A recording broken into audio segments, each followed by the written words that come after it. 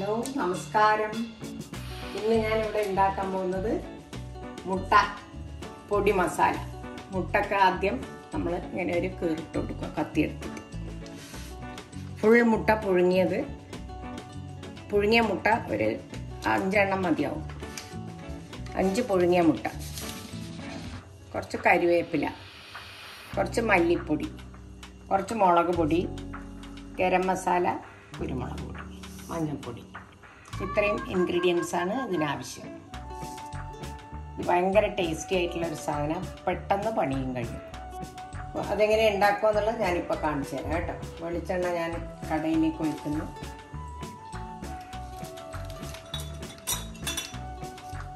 എന്നിട്ട് പൊടികൾ ഓരോന്നോരോന്നായിട്ട് എണ്ണ ചൂടാകുമ്പോൾ അതിലേക്ക് ഇടുക.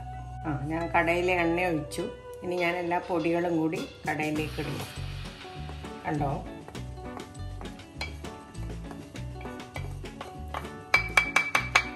എണ്ണ ചൂടായപ്പോൾ ഗരം മസാലയുണ്ട്, കുരുമുളക് പൊടി, മഞ്ഞൾപ്പൊടി, മുളക് പൊടി, ഉപ്പ്, മുളക് പൊടി. അത് നല്ലോണം മൂക്കണം. തീ വളരെ കുറച്ചിട്ട് ചെയ്യണം, പൊടി കത്തിപ്പോകും.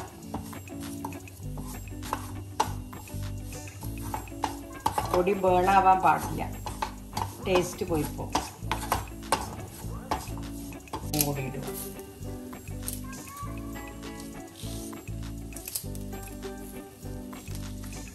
കറിവേപ്പില എത്ര ഇട്ടാലും അത് നിങ്ങളെ ഇഷ്ടം പോലെ ഇട്ടോ, എത്ര വേണമെങ്കിലും ഇടാം. സിമ്മിലാണേ ചെയ്യേണ്ടത്. കുറച്ച് തിളപ്പിച്ചാറിയ വെള്ളം ഇതിലേക്ക് ഒഴിക്കും. കുറച്ചായിട്ട് വരുന്ന ഡിഷാണ്. മുട്ടേൻ്റെ മുകളിൽ ഈ മസാല ഒന്ന് പരങ്ങാൻ വേണ്ടിയിട്ടാണ്.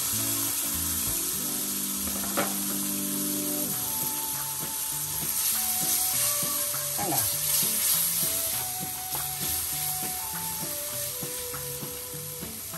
ഇനി ഇതിലേക്ക് മുട്ട ഇടും.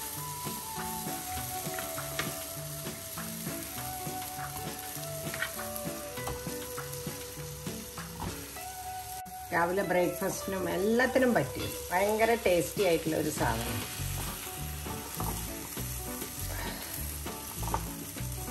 വളരെ സിമ്മിലായിരിക്കണേ, ഏറ്റവും കുറവിലേ ഇടാൻ പാടില്ല.